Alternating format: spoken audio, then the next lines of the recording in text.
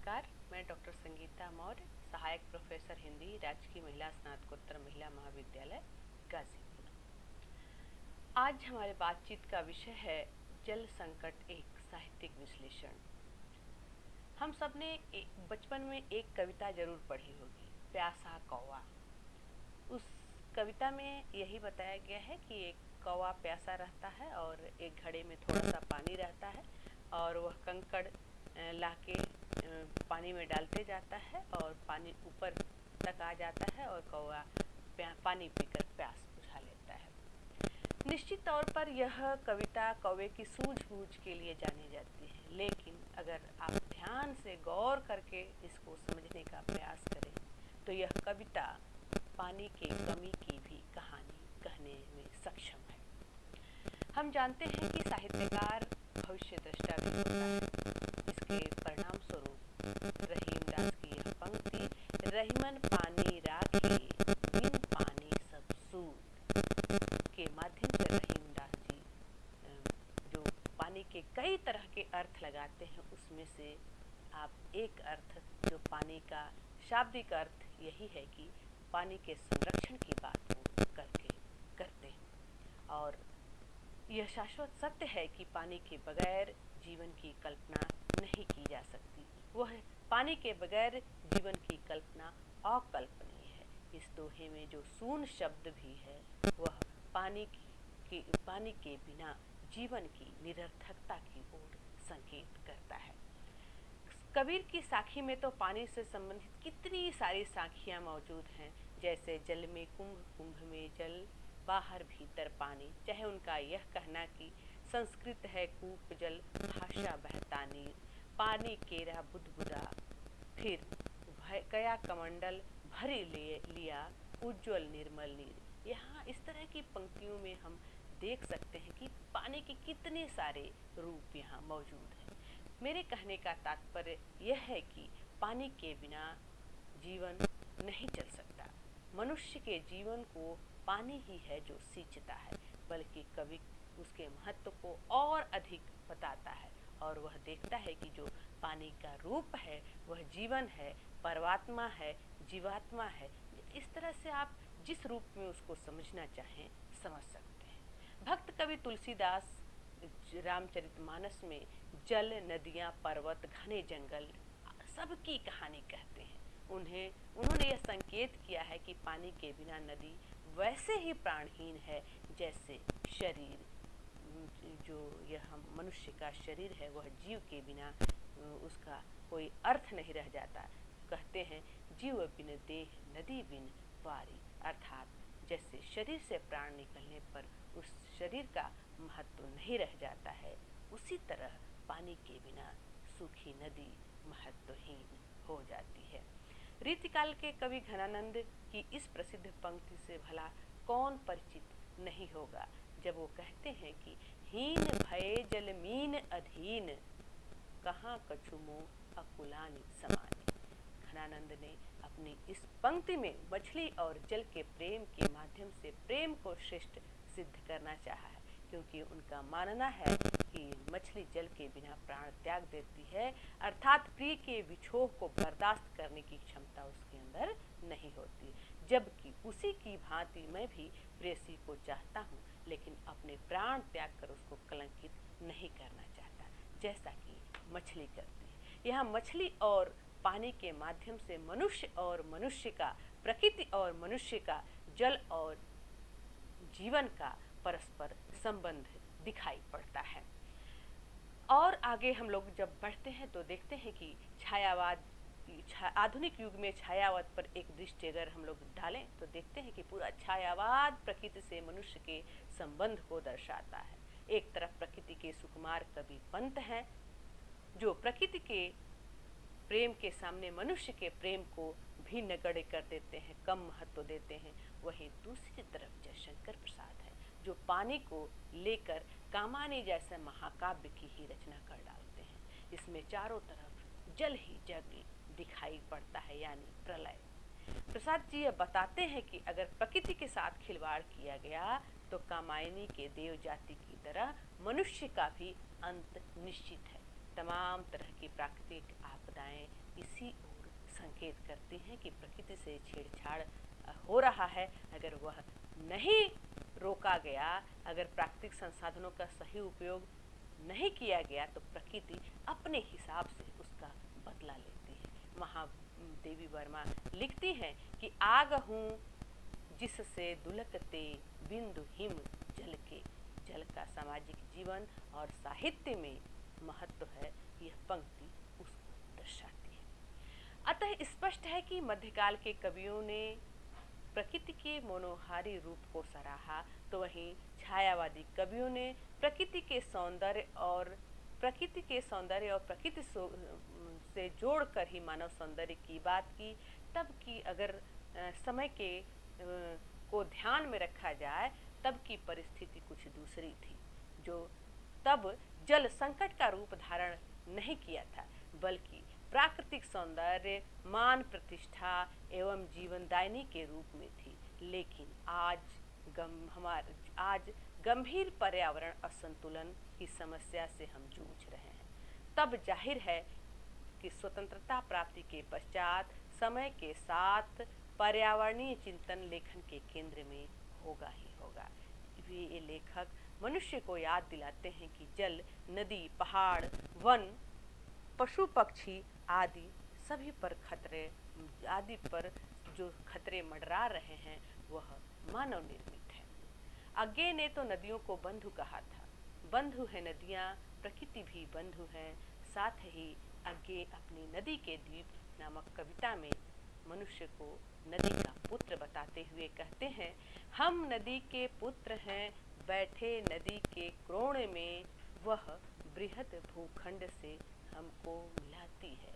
वह भूखंड अपना पितर है, वह भूखंड अपना पितर है, नदी तुम बहती चलो। भूखंड से जो दाय हमको मिला है, मिलता रहा है, मांझती संस्कार देती चलो। यदि ऐसा कभी हो तुम्हारे आह्लाद से या दूसरों के किसी स्वैराचार से, अतिचार से, तुम बढ़ो, प्लावन तुम्हारा घर घरा उठे। इस कविता में अज्ञे ने मनुष्य को नदी का पुत्र माना है, तो वही भूखंड को पिता।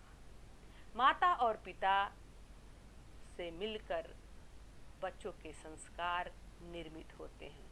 वह संस्कार है आगे बढ़ते रहने का।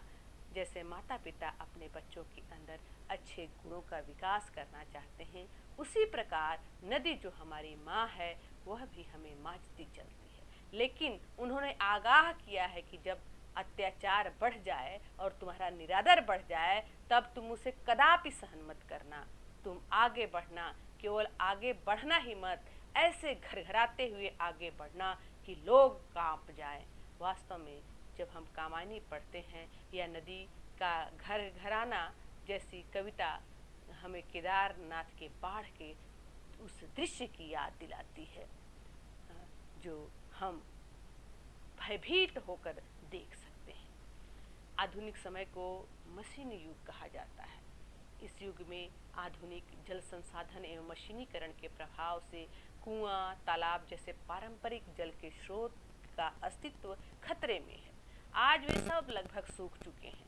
अब तो इन कुओं को ढहाया जा रहा है। मुझे याद है हमारे गांव के एक टोले में एक ही कुआं हुआ करता था। पूरे गांव के लोग उस कुएं में नहाने आते थे। वह पशु पक्षी के लिए भी एक टैंक में जल भरा रहता था।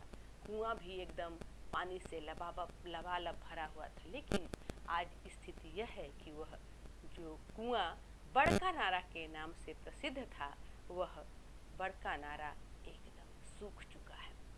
यह सब उस देश में हो रहा है जहां शादी ब्याह में कुआं पूजन, पोखरा खनाने की परंपरा प्रचलित है। निश्चित ही यह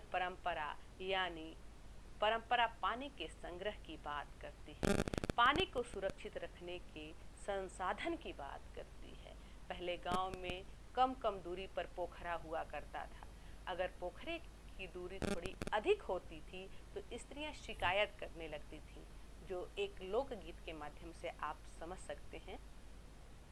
पोखरा खनौल लंबी दूर रे सावरिया, चलत चलत मोर पौआ पिरैने, पायल पर पड़ल धूर रे सवरिया।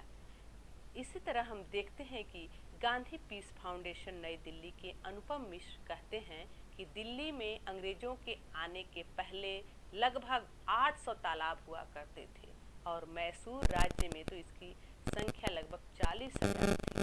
अंग्रेजों के आने के बाद उनकी कार्य प्रणाली के परिवर्तन के कारण धीरे धीरे कुएं और तालाबों से लोगों का मोह भंग होने लगा। पहले इनकी रखवाली और संरक्षण के लिए सरकार के साथ लोगों की सहभागिता जुड़ी हुई थी, लेकिन अंग्रेजों की स्वार्थगत नीतियों के कारण उनमें संरक्षण हेतु अनुदान पर रोक लगा दी गई तथा तालाबों के जल के इस्तेमाल पर टैक्स लगना शुरू हो गया। प्राकृतिक जल संवर्धन और संरक्षण से जुड़ी यह दृष्टि एक और घातक साबित हुई। आज जब हम जल संकट की उस स्थिति तक पहुंच चुके हैं कि कई राज्यों का जल स्तर बहुत नीचे चले जाने के कारण डार्क जोन स्थापित हो चुका है, जिसको पुनः पहले की स्थिति प्राप्त करने में पसीने छूट जाएंगे तब भी शायद वह आ पाए। उन्होंने यह भी कहा था कि पहले का समाज पानी को रोकना जानता था। बारिश और कुएं के पानी को तालाबों, पोखरों, टैंक आदि के माध्यम से संरक्षित करता था।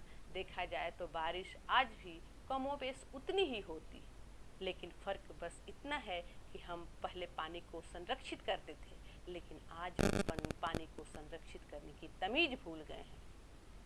हमारे गांव में आसपास एक दलदलीय क्षेत्र हुआ करता था जो पानी के लेवल को, पानी के स्तर को बनाए रखता था, लेकिन आज वह जमीन भी, जनसंख्या वृद्धि इतनी अधिक हो गई है या लोगों की जो उपयोगितावादी दृष्टि इतनी हावी हो गई है कि वह जो जमीन ग्राम समाज में छूटी रहती थी उसमें वो उसको प्रेमचंद जी खलहटी कहते हैं। तो ऐसे जो खलहटी हैं वो भी आज हम उसमें भी समतल करके उसमें भी फसल उगाने के लिए मतलब हम इतने आगे बढ़ रहे हैं कि हम हमको चाहिए, लेकिन हम जो पानी के स्रोत हैं, पानी का लेवल, पानी का स्तर बनाए रखने के जो स्रोत हैं, उन सारे स्रोत को हम बांटते चले जा रहे हैं, खत्म करते चले जा रहे हैं।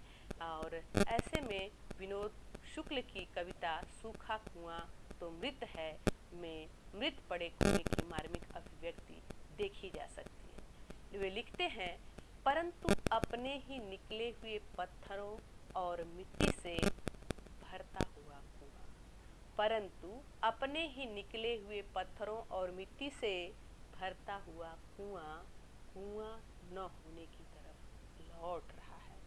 आज जल संकट एक वैश्विक समस्या बन गई है। तब बात महानगरों की करते हैं, जिसमें कि सबसे पहले मुंबई की बात, इसलिए भी कि यहाँ पानी बहुत अधिक बरसता है, लेकिन पानी की समस्या यहाँ उतनी ही अधिक है।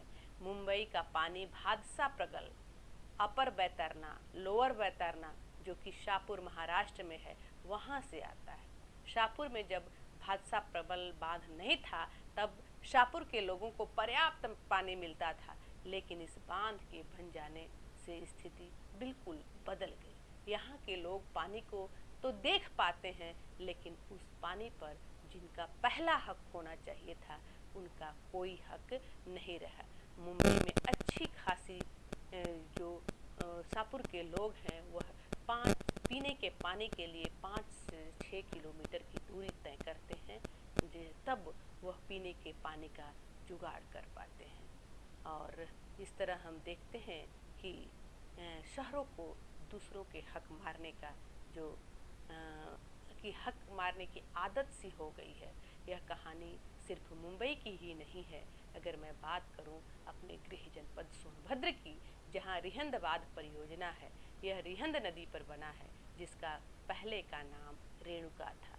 इस नदी पर बने बांध से बिजली पैदा होती है जिससे कई राज्यों उत्तर प्रदेश, छत्तीसगढ़, झारखंड, मध्य प्रदेश के कुछ भाग लाभान्वित होते हैं। 934 मीटर लंबा और 91 मीटर ऊंचे बांध के आसपास के क्षेत्र भयंकर जल संकट से जूझ रहे हैं। एक रिपोर्ट के अनुसार यह भयावहता का आलम इतना है कि यहाँ पर आर्सेनिक व फ्लोराइड जैसे तत्व मिल रहे हैं। इस फ्लोराइड युक्त पानी पीने से फ्लोरोसिस जैसी लाइलाज बीमारी हो रही है। यह बीमारी की भयावहता यह है कि इस बीमारी से लोगों की हड्डियां कमज़ोर हो जाती हैं और वे जमीन पर रेंग रेंग के चल पाते हैं। सोनभद्र, चौपन, दुद्धी, बभनी व म्योरपुर की स्थिति ज़्यादा खराब है। अपनी विरल धारा में प्रवाहित होने वाली नदियों पर बड़े बड़े बांध बनने से तथा कृत्रिम जलाशयों का निर्माण होने से वहाँ पारिस्थितिकी असंतुलन की स्थिति पैदा हो गई है। संजीव का फांस उपन्यास इसी पर्यावरण असंतुलन की ओर संकेत करता है, जहाँ पर्यावरणीय असंतुलन की वजह से यहाँ के किसान आत्महत्या करने पर मजबूर हो रहे हैं और चारों तरफ पानी के अभाव में जो काफ़ी जलस्तर नीचे चला गया है और पानी का जो अभाव चल रहा है वह जल संकट को दिन रात गहराता चला जा रहा है। और मनुष्य द्वारा जल के दुष्प्रयोग को केदारनाथ सिंह ने आदमी लोग कविता में व्यंग के माध्यम से उद्घाटित करते हैं। वे लिखते हैं, क्या आदमी लोग पानी पीते हैं? क्या आदमी लोग पानी पीते हैं? पीते हैं, लोमड़ी ने कहा, पर वे हमारी तरह सुबह शाम नहीं पीते। दिन भर में जितनी बार चाहा उतनी बार पीते हैं। सामान्यतः एक व्यक्ति को प्रतिदिन पीने के लिए 5 से 6 लीटर पानी की ज़रूरत होती है, लेकिन वह 1000 लीटर पानी प्रतिदिन खर्च करता है। जिस हिसाब से वह जल खर्च करता है, उस हिसाब से संचय और संरक्षण के लिए उसके पास कोई प्रयास दिखाई नहीं पड़ता, जो चिंता का विषय है। आए दिन खबरों में प्रकाशित होता रहता है कि प्रदेश का यह क्षेत्र सूखे के भयंकर संकट से जूझ रहा है। यह खबर पढ़कर भी हम नहीं चेतते जो स्थिति आज उस क्षेत्र में व्याप्त है, वह स्थिति कल हमारे यहाँ भी होगी। ऐसे में आवर कॉमन फ्यूचर ब्रूंटलैंड प्रस्ताव हमारे लिए काफ़ी महत्वपूर्ण हो जाता है, जिसमें प्राकृतिक संसाधनों के सतत इस्तेमाल पर जोर दिया गया है। इस प्रक्रिया में संसाधन के रूप में जल का इस प्रकार उपयोग किया जाने की उसकी उपलब्धता भविष्य में अक्षुण्ण बनी रहे। हमें तो शुक्रगुजार होना चाहिए था कि हम सब एक ऐसे देश में पैदा हुए हैं जहां नदियों का जाल बिछा हुआ है। फिर भी यह दुर्भाग्य ही है कि इतनी नदियों के बाद भी हम प्यासे हैं। देखा जाए तो हमारे अधिकतर शहर नदियों के किनारे बसे हुए हैं। नदियों के किनारे जो कल कारखाने लगे हुए हैं, बड़े बड़े कारखानों का दूषित जल, रासायनिक तत्व सीधे नदियों में ही विसर्जित कर दिया जाता है। इससे केवल नदियों का जल दूषित नहीं होता, बल्कि नदियाँ भी धीरे धीरे अपना अस्तित्व खोती नजर आ रही हैं। उदाहरण स्वरूप यमुना जैसी अनेक नदियाँ जो अब नाले के रूप में परिवर्तित हो चुकी हैं। विनोद कुमार शुक्ल की सूखी नदी कविता में इसकी सार्थक अभिव्यक्ति को महसूस किया जा सकता है। वे लिखते हैं, एक सूखी नदी दूसरे वर्ष भी सूखी रही तो रेत के बहुत नीचे वह और सूख जाएगी। सूखी नदी के नीचे सूखी नदी की परतें हैं। इतना ही नहीं, विभिन्न धार्मिक त्योहारों के समय स्थापित मूर्तियों का विसर्जन भी यहाँ पे आपको आस्था के नाम पर प्लास्टिक की थैलियों में भरकर नदियों, तालों, झीलों इत्यादि में फेंक दिया जाता है, जिससे इनके निर्माण में सहायक इस्तेमाल हानिकारक और जहरीले रासायनिक तत्व इनके जल में मिलकर इन्हें और प्रदूषित करते हैं। ज्ञानेंद्रपति की कविता नदी और साबुन इस व्यथा का अनुमान लगाया जा सकता है। वे लिखते हैं, आह लेकिन स्वार्थी कारखानों का तेजाबी पेशाब झेलते बैगनी हो गई तुम्हारी शुभ्र त्वचा। हिमालय के होते भी तुम्हारे सिरहाने हथेली भर की एक साबुन की टिकिया से हार गई तुम युद्ध। इस तरह पृथ्वी पर उपलब्ध 3% पीने योग्य जल का धीरे धीरे समाप्त होना और दिन रात गिरावट आना मानव जीवन की विकास की कहानी है। बहुत दूर न भी जाएं तो चित्रकूट में मंदाकिनी, बनारस में और गाजीपुर में गंगा नदी, अक्सर इन घाटों पर मैं कुछ देर ठहरती हूँ तो इनके दुख को महसूस करती हूँ। कैसे गंगा की यह निर्मल धारा आज काली पड़ गई है। हमारे यहाँ नदियों को तो माँ की संज्ञा दी जाती है, लेकिन आज इस मैला ढोने वाली नाली के रूप में इसे तब्दील कर दिया गया है। भारत के शहरों के सीवेज सिस्टम का लक्ष्य ही नदियाँ हैं। भारत में नदियों का धार्मिक तथा सांस्कृतिक संबंध रहा है। इन संबंध के चलते भी आज नदियों को इसका खामियाजा भुगतना पड़ रहा है। केवल यही नहीं, शहर के जितने भी प्रकार के कचरे होते हैं वह उन नदियों में ही डाल दिए जाते हैं, जिसकी सहज अभिव्यक्ति अरुण कमल करते हुए लिखते हैं, गंगा को प्यार। वे लिखते हैं, गंगा के ऊपर उड़ता हुआ पक्षी विष की थाह से झुलस जाएगा कि एक दिन गंगा वीर नहीं रहेगी और फिर वे रख आए हैं गंगा के द्वार पर विषपात्र। इस तरह अतः निष्कर्षतः यह कहा जा सकता है कि आज जल की बर्बादी रोकना हम सब के लिए एक गंभीर चुनौती बन गई है। हर क्षेत्र में जल के होते दुरुपयोग के प्रति सजग होना सभी नागरिकों की जिम्मेदारी है और वह काम पूरी निष्ठा और शिद्दत के साथ करना होगा, अन्यथा एक दिन पानी की खोज में हमारा विस्थापन हो जाएगा और वहाँ भी पानी के लिए लड़ाई। इसलिए आज ये प्रश्न विचारणीय है कि जल संकट महासंकट के रूप न ले ले।